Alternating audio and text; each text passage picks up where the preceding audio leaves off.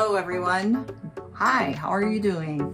My name is Pam Hansen and I have a little video for you today. I'm going to try to keep it short and sweet. I'm sitting here in my sewing room at home in August 2021 and just enjoying the time this summer. It's the greatest time to be here in Minnesota. Really, the summer is the best, so we're really enjoying that. So I have been working on a lot of finishing quilts lately. So many of you have projects like that that just seem to never end and never get finished. I made a lot of quilt tops in my time at working for a quilt shop, and they were for class samples that I would make, display samples I would make, demonstrations that I would do, all sorts of reasons, and as well as some that I made for my own personal enjoyment. But a lot of them I never had time to get them completely done. That is, I would usually have all the blocks together for the top of the quilt, which is what, when I say the top of the quilt and you're not a quilter, that means the colorful block portion of the quilt that you usually think of when you think of a quilt. So this would be the quilt top with all the pieces of the blocks. This would be the quilt back. This is one print fabric. It looks like it's made up out of many fabrics, but it's not. And the binding is that little edge that finishes off the raw edge. Quilting is the process of layering the two fabrics plus a batting in between them. And that can be done by machine or by hand. I have my own long arm quilting machine. If you're not familiar with that term, a long arm quilting machine is a large industrial type of sewing machine that is mounted on a platform, and that platform is mounted on usually wheels, some kind of movable objects, and it is put onto a table that is long and skinny and has rollers on both sides of that table. The quilt layers are wrapped onto the rollers, and then they are moved ahead, so the machine can sew across those layers back and forth, however, whatever pattern you want, and then it's rolled up on a take-up roller as it's finished. So maybe I'll show you some more examples of that one day when I am done with my long arm machine. I've been doing just very basic, simple quilting on most of these. I could take a long time and make some real artistic looking quilting on them, but I have chosen to skip that portion for this time in my life and feel that most of the quilting I'm doing will be just perfect just the way it is. So that being said, I wanted to talk more about the binding process because I am looking at a lot of quilts. I made a list of quilt tops that were not finished, and there's the list. And it goes on to page 2. So there were about 45 on this list that were not ever completed through the quilting and binding. So this spring I went through the process of getting them all ready for that, and I have been working my way through the list, and actually I think I have about 20 of them done now. My mom has been helping me with the hand stitching of the binding, and she loves to do that, so every few weeks when I see her, I take her some more to do the hand stitching on, and she gives me back the ones that she's just finished. So we have a little system going there with that. She's been very, very helpful, and she has a very good eye and steady hands to work on that. So I wanted to just give you a few tips about binding. First one I will start off with is the width of your binding strip. So binding is usually cut. This is not a pre-purchased binding. This is cut usually from fabric that matches something in the quilt top. And this is an example of a strip of binding. And then it is folded in half and pressed. So there is a fold along one edge and raw edges on the other edge.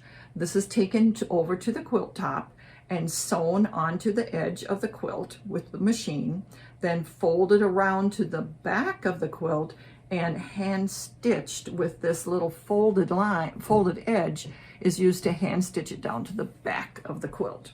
It can also be stitched down by machine, and some people are very good at that. I have my quite a few limitations with doing that myself and being happy with the results. So as long as I got my mom to help me with the stitching, I'm very happy to have them done by hand. The fabric that you can use can be quite a few different choices. It can be something that's fabric that was in the quilt top you made itself. And some of these, even though I made them quite a few years ago, I had a plastic storage bin that had some backings plus binding fabric for many of the quilts. And I labeled them and stuck a pin in and labeled each piece as I put it in there. So I was able to go to that now and pull out some things like, I'll show you in a minute, that really were from quite a while ago, but I still had that fabric set back so I could use it. That was very rewarding to actually think that I put it away and I found it again and made use of it. This fabric, this binding, as you can see, is just a plain yellow. It's kind of a nasty yellow. It's more of a goldish greenish yellow. I thought it fit just perfectly with this quilt, these quilt blocks. So I used a solid color on that one. That's a very easy, a lot of times black is a very good fabric to use. I'm just tossing those over on the tabletop, sorry. A lot of times black is a good fabric to use for a binding too. It kind of frames the quilt. Another thing that is interesting to try with your bindings is using stripes or plaids.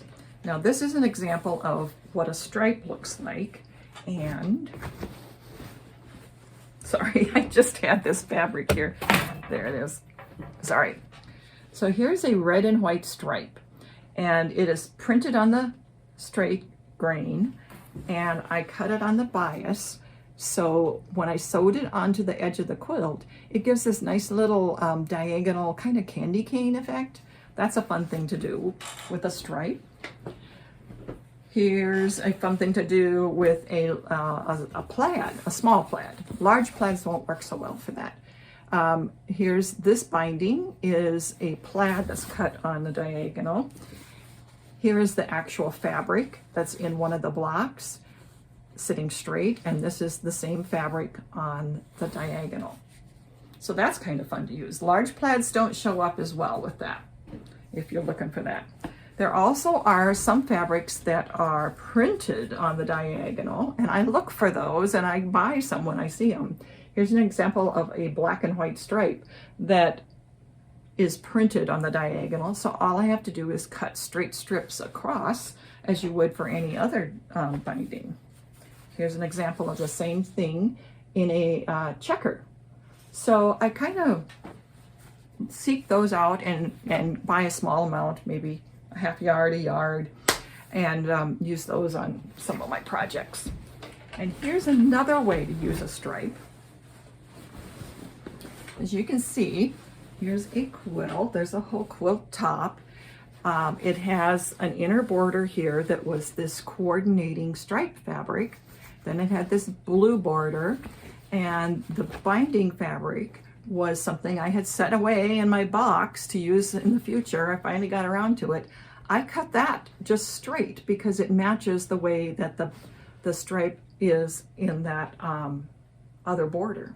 So I thought putting it on the diagonal would probably maybe clash a little bit with what the first border was doing.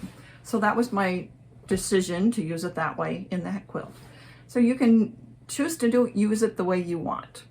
I also wanted to mention that the process of sewing the binding on, I don't change my stitch length or my needle or my foot, but well, I don't have to on my machine.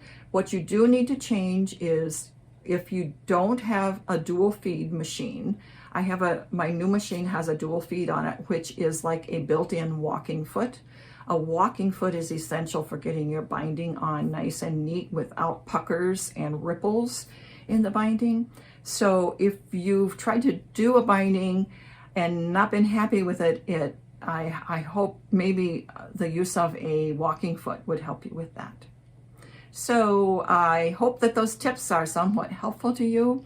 And I do have some more tips for working with fluffier fabrics like flannels and minky or cuddle prints. And I'll put them in a separate video so that this one doesn't get too long. So happy binding to all of you. Please give me any comments or suggestions or a thumbs up if you like this and would like to see